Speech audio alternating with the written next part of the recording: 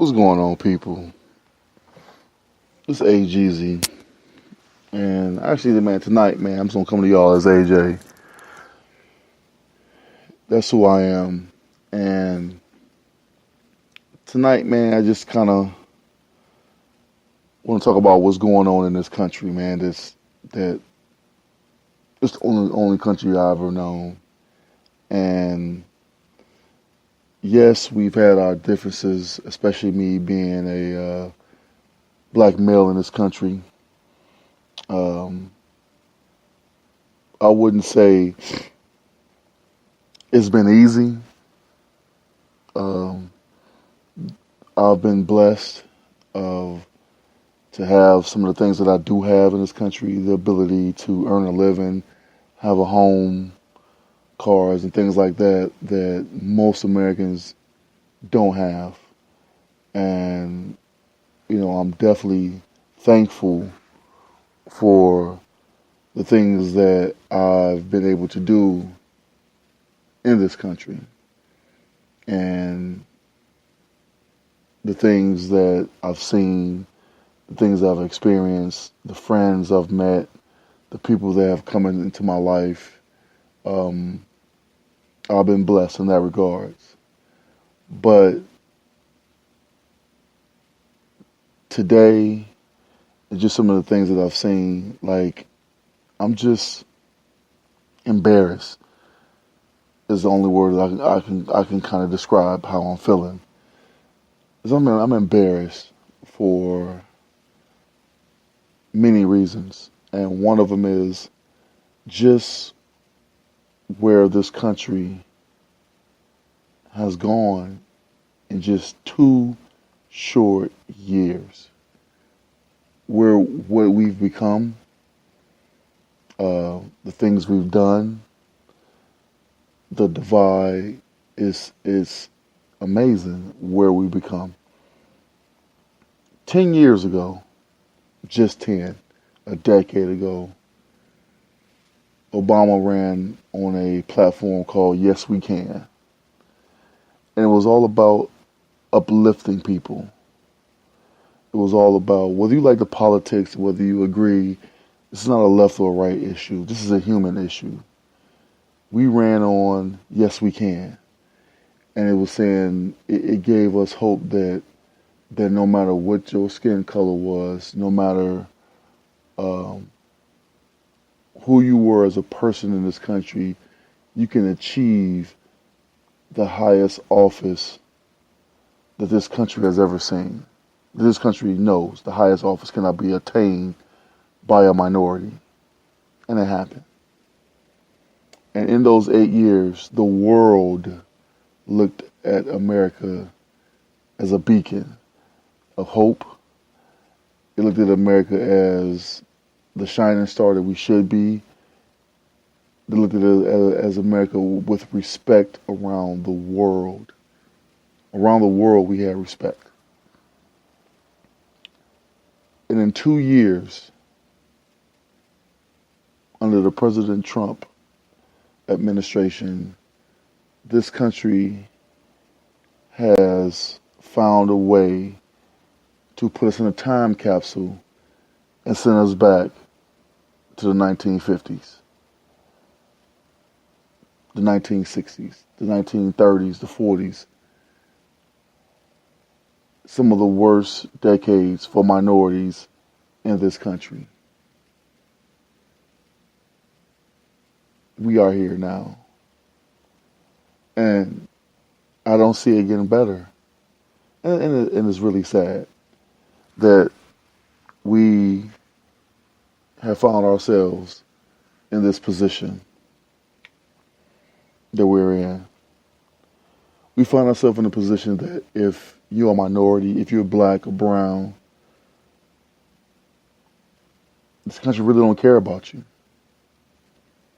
You can do the right thing and find yourself in a situation that you just can't get out of.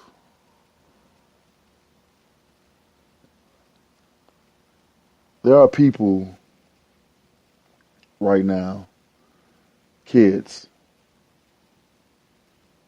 that are sleeping on the floor in I guess it's a Walmart or some type of housing facility, warehouse, because their families migrated,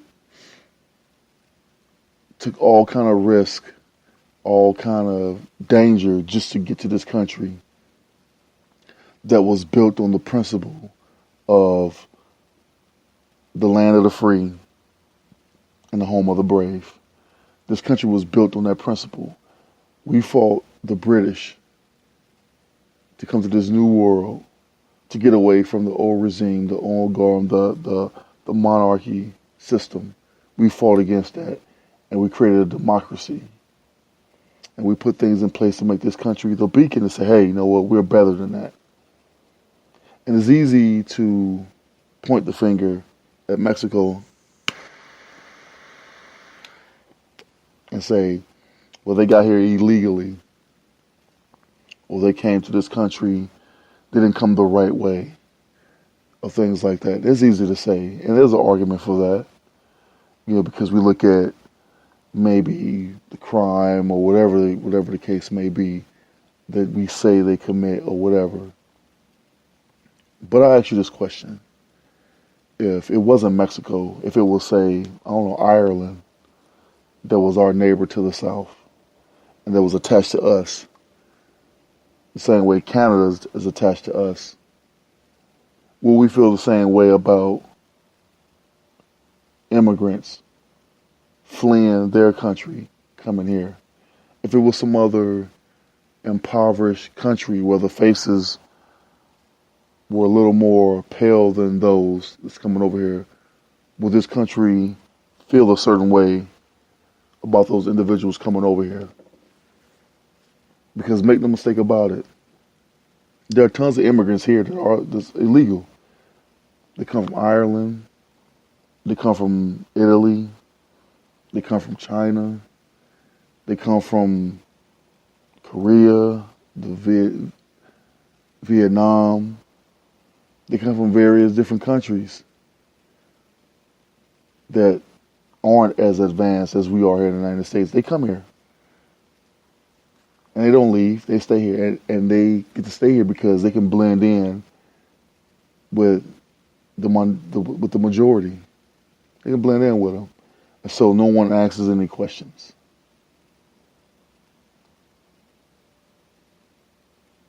But when you have brown skin or black skin or considered to be from a impoverished country or a shithole country, as some would call them, we tend to look at it different.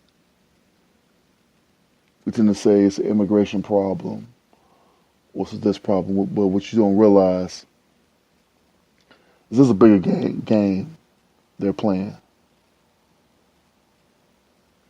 And this is not a conspiracy. This is not some pie in the sky. The game that they're playing is voter suppression. That's what this is all about. You see, under the Constitution, anyone that's born here is an American. If you're born here, don't matter what your parents are, if you're born here, you're American. So the more Mexicans that migrate to this country that have kids here, the kids are American. They are Mexican American by law. So they are eligible to vote. They are provided the same privileges that comes with being an American. They are afforded those same privileges. But if the establishment look at the numbers and say, okay, well, the Mexican population will, in 20 years or 10 years, whatever, will soon be the majority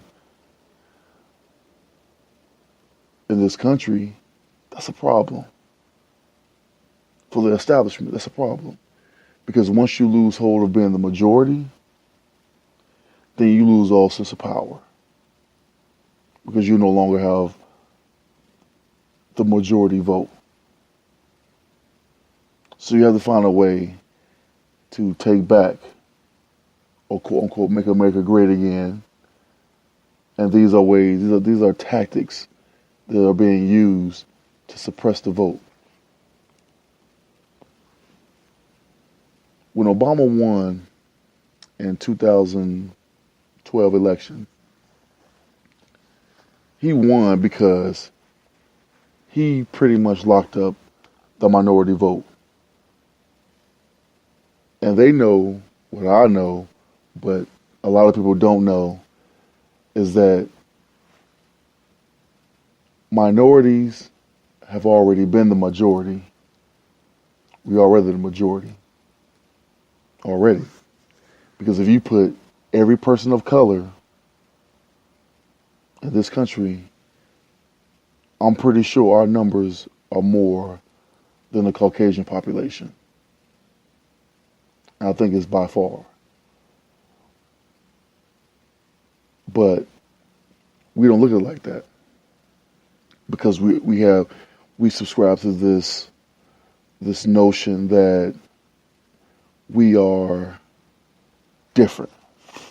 That somehow because they're Mexicans, black people shouldn't be outraged as to what's going on down there in Texas and New Mexico and those bordering states. What you don't realize is we are all people of color. All of us. We're all on the same side. You know, when someone is Irish, they come over here, but because they are white, their skin is white, they are looked at pretty much as the same. So when you look at the Caucasian population, whether you're Irish, Italian, or white, whatever, those numbers add up. They look at you as white. But if you're black, Latino, or even Dominican or any Cuban, any of those other descents, they separate you. And I want you to, the next time you go on a job application, I want you to look at something. On that job application, when you do your survey, when it says, you know, your nationality, I want you to think about what it says. It says black. It says white, right? African American descent, African American, Pacific Islander, Mexican, and Asian, right? I want you to think about something for a second. Think about this for a second. So, Pacific Islander, Mexicans, and blacks, all are people of color. Even Asians, all are people of color. All are minorities, right? But there's no line item that says Italian. There's no line item that says Irish. No, it just says white. There's no line that says Russian. There's no line that asks, are you English, British? There's no, it's just white. So when you come here, you're white. So you're afforded that privilege, you're white. You're automatically part of the majority just because your skin is white.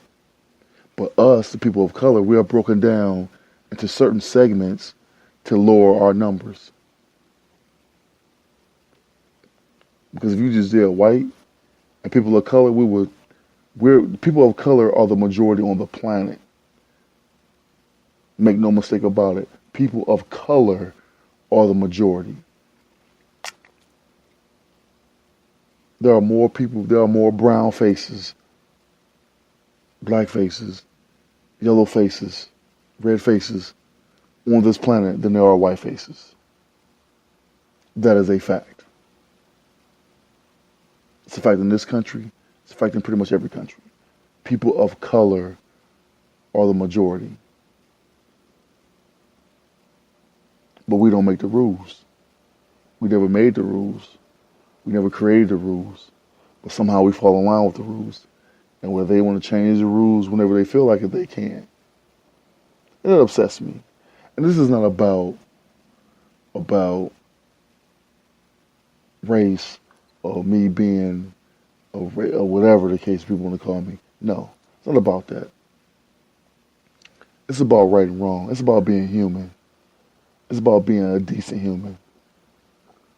It's about the fact that this country was built on freedom. The Statue of Liberty faces the east for a reason. It was to show the world that, hey, if you come here, this is the land of the free. If you make it here, we will provide shelter. We will provide, and you can achieve the American dream. Free of any tyranny, any backlash, anything you get here, we will provide. And it's no longer like that no more. If you're a black or brown face, those rules don't apply to you. And it's evident.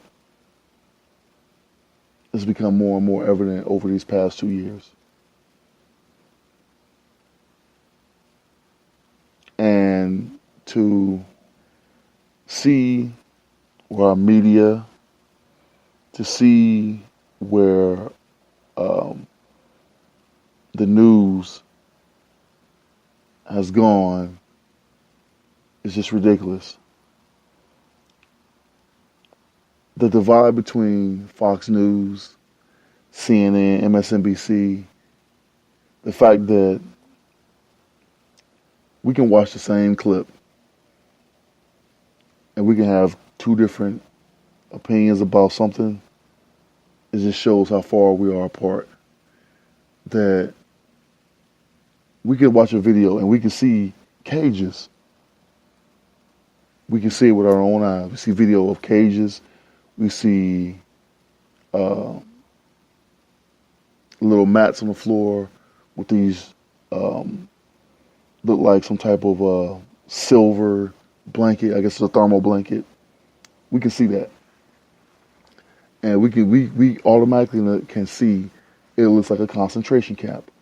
Any sane human being that has witnessed any Holocaust, slavery, we know putting people in cages, whether you feed them or not, educate them or not, it's still a cage. We can clearly see it. But for Fox News to see that and say that, oh, it's just a gate, and those warehouses has most warehouses come with gates to divide off sections.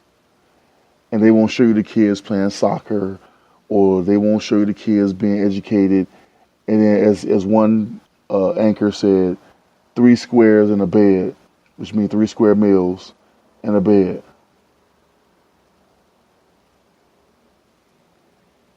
Until they figure out what they're gonna do. This is what they're saying. That it is, and that we're making this way bigger than what it is.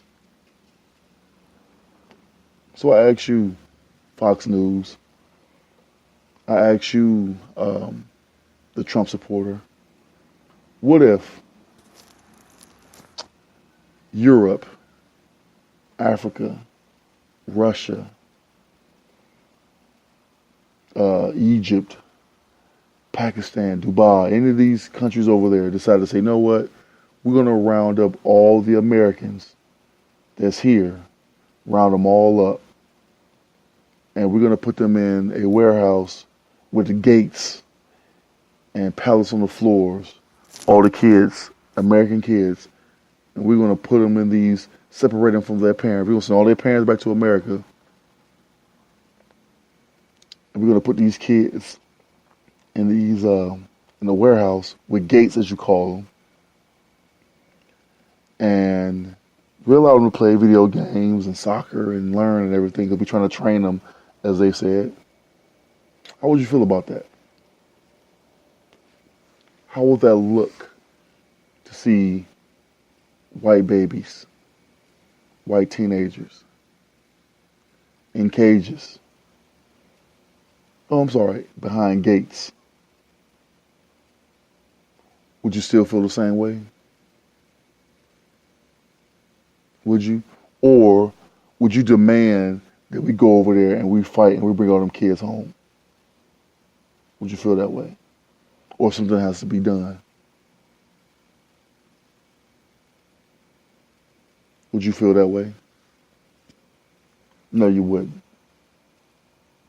You would feel that something has to be done and justice needs to be served. But guess what? Mexico don't have the military force to fight us. Canada don't have the military force to fight us. And we know that. So it's easy to be a bully when you're basically a senior picking on a fourth grader. The fourth grader has no shot. No matter how hard he fights, he has no shot. And that's how Canada and Mexico is. More or less Mexico. Canada's probably a sixth grader. Mexico's probably a first grader. No shot. But big bad America, being a senior, we just keep picking on him, putting our foot on his throat because we can. And there ain't shit you can do about it. And we know that. And it's just sad. It's wrong. It's wrong to try to deprive somebody for wanting to live a better life. It's wrong. Yeah, you can point to gangs and MS-13, all these different Mexican gangs and the Bloods and Crips. It's easy to point to that and say, hey, it's a problem. And it is a problem. Everybody knows it's a problem. So is all these mass shootings that was committed by young white males. No other mass shooting in this country was committed by any other race than white males.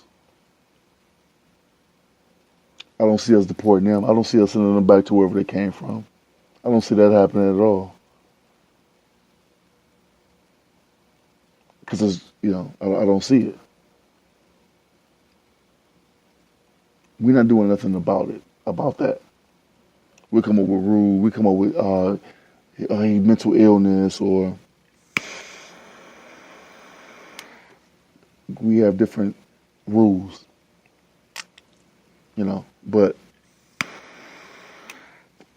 heaven forbid that some Mexican gang or whatever, then we got a problem with that. So thus, we're going to penalize all the Mexicans. All of them. And we're going to put them in these camps, and we're going to send them back to their country. And they've been here probably 10, 15 years, raised families here, lived an American dream, done jobs that nobody wants to do. But know what they do it for their family. They get up and they'll bust their ass and work hard, just so they can have the simple things, the simple privileges that most Americans have. They stay to themselves. They don't intermingle with other Americans. Most Mexicans that I know, that I've seen, they don't venture out of their areas. What we think are low-income areas, they it's better than what they came from. It's better than what they had. They're living way better than they could ever imagine living over in Mexico. Matter of fact, a lot of them send money back home so their parents and their family members can have a little something. But they just want to work. They just want the same things you want. They want a good education for their kids. They want a good life. They just want to be left alone, like everybody else. But no, we can't do that.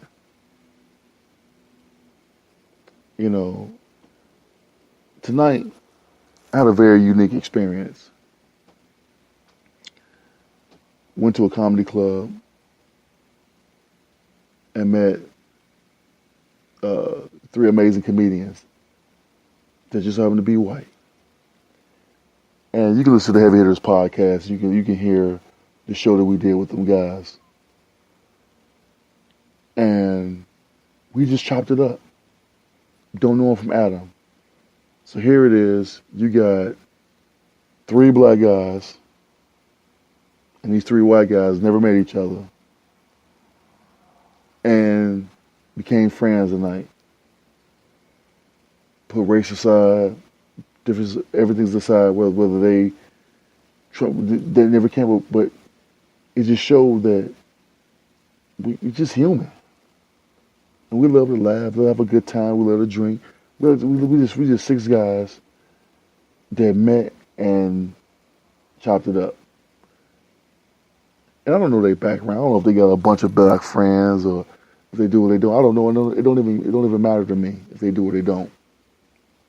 But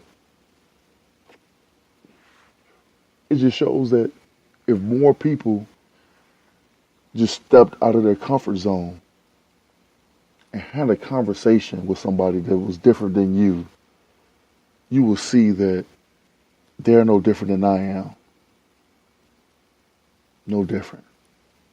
I've been fortunate enough to live a life where I've had friends of every race. When I say friends, I don't mean, oh, I got one white friend. No, I got plenty of white friends, plenty of black friends, plenty of, I got friends from just about every nationality. And we're all the same. Religious background. I got atheists, I got Catholics, Muslims, Christians. I got them all. And we're all the same. We all want the same things. We want a roof over our head, provide for our families, be left alone, live a life that every human is entitled to and deserves. That's it, man. But we let politics, we let other things get in the way, and then we come up with this divide. And it's ridiculous, and it's embarrassing. It's embarrassing what those kids are going through right now. It's embarrassing. It's embarrassing that America is doing this. This is America. This is not some third world country. This is not some monarchy. We don't have a king. This is democracy. And no one is doing anything. And it just shows you that the party system don't mean shit. I don't see any lawmakers, any judges, Democrats that get on their soapboxes and do all this shit. I don't see them stepping in, doing anything to block this from happening, or doing anything to overturn these rules. Doing anything. Nothing. No one's doing anything to prevent this from. Everybody, they'll talk. Everybody want to talk.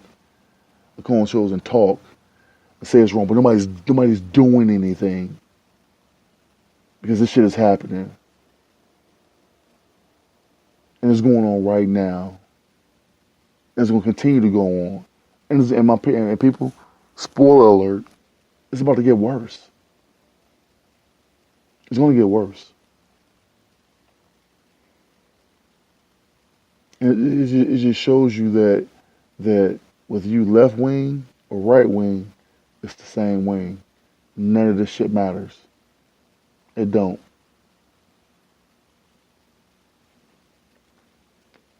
It don't matter.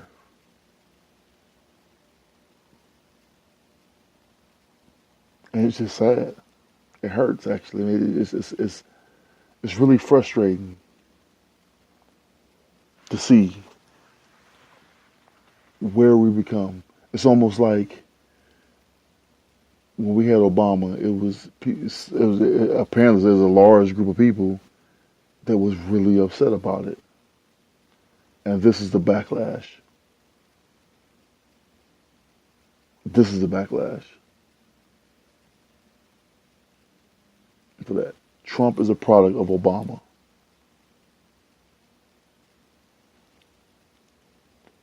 He's a product of that. We've had Reagan, in my lifetime, that I can remember, we had Reagan, Bush Sr., Clinton, Bush Jr., and Obama. That's been my life. And after every presidency, good or bad, the country pretty much moved on. When we had Obama in there, it was like, oh my God, like this is amazing. I never thought in my lifetime I would see it. But I have to tell you, if this is the backlash for Obama being president, I'm afraid as to what's next.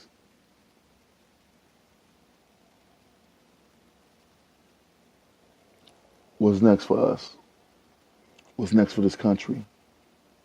Where are we going? And I don't feel safe.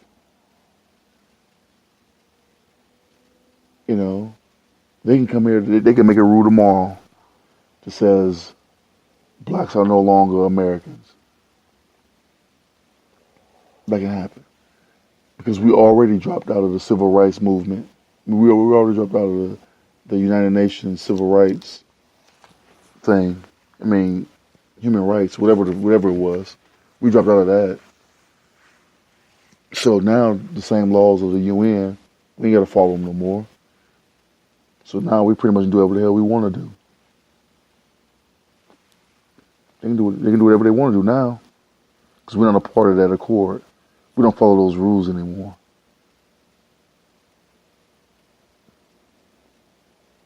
You know, people used to make jokes about the FEMA camps and the FEMA coffins and all that kind of stuff.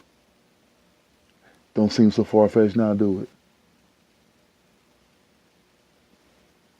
See, it seems more realistic than ever. And it's embarrassing where we're going. I mean, you know, I don't think under any presidency I've ever been afraid as to what tomorrow will bring or what I will wake up and where will the country be than I am right now. Because it's almost, it's not day by day, it's hour by hour. Something's happening pretty much every hour. And we just can't keep sinking to a new low and no one is doing anything. No one. From the quote unquote liberal side or the right wing or left wing. Not doing anything. Things that used to be unpresidential, yeah, don't matter. Things that used to be like news used to matter, don't matter. The truth used to be something, don't matter. Don't matter.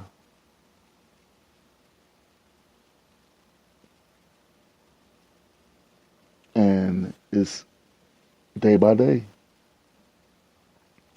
We're distracted. You got people getting mad because Kylie Jenner said Happy Father's Day to her dad, who's a woman now. People are upset about that.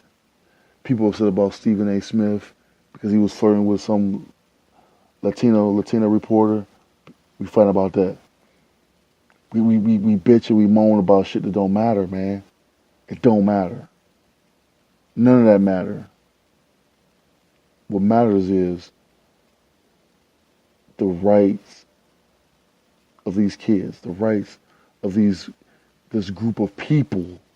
They're people that we're treating like animals. They're human beings, they're people. And we treat them like they're less than human.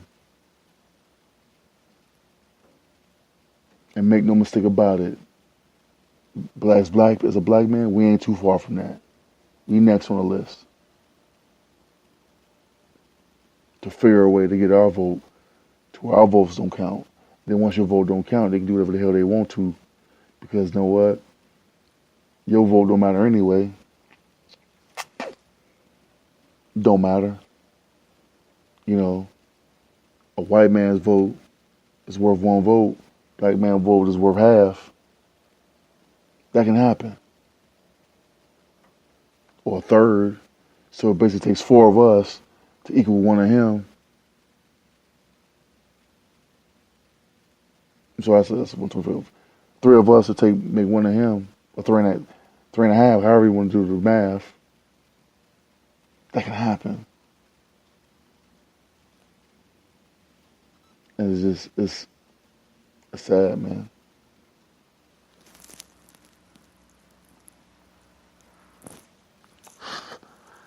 So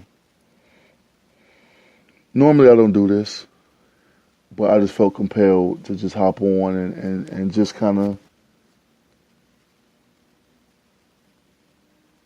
give my opinion about it, about what's going on, and just share my overall frustration. And it's very frustrating right now. I wish things would get better. I hope things get better, but I'm afraid it's going to get worse before it actually does.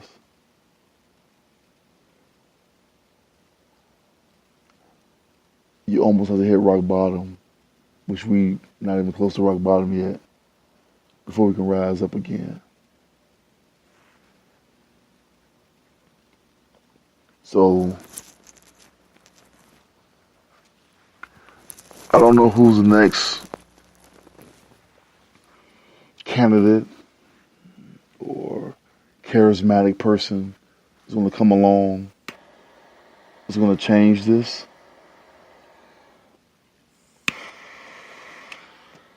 I don't even know if there's somebody out there that can undo what has been done.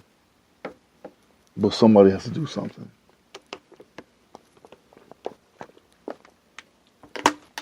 Or we have to do something. But for whatever reason, I don't think we will.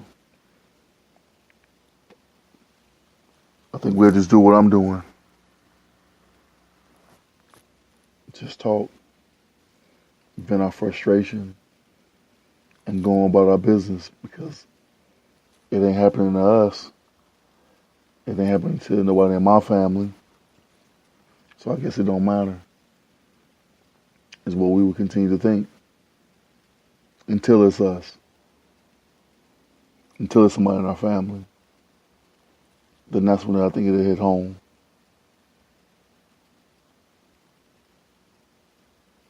So if you're out there and you listen to this, I want you to think about it. What's your position in this country? I want you to think about how fast it can all be taken away from you. We talking about 2 years. 2 years ago, a lot of them people, families, good life, barbecues, quinceañeras, you know, been here 20, 30 years. And maybe this hit particularly close to me because my daughter is Mexican, half Mexican, one of my oldest. And just a thought of that happening to her, or her mom, or her mom's family, it's fucked up. It really is. But, you know, it's kind of just where we are as a country right now. Where we are as a country right now. So as I was saying, think about how blessed you are. Try, I implore anyone that's listening to me, just have a conversation, get to know someone that's different, that looks different than you do. Be open-minded. Listen to them. Get to know them. Get to know their families. Get to know their stories. Get to know their journey. You'll be shocked at what you find. You'll be shocked that they're more like you than you thought. So I'm going to go ahead and sign off. and just want to say, love your brother, love your family, and love your neighbor. Peace.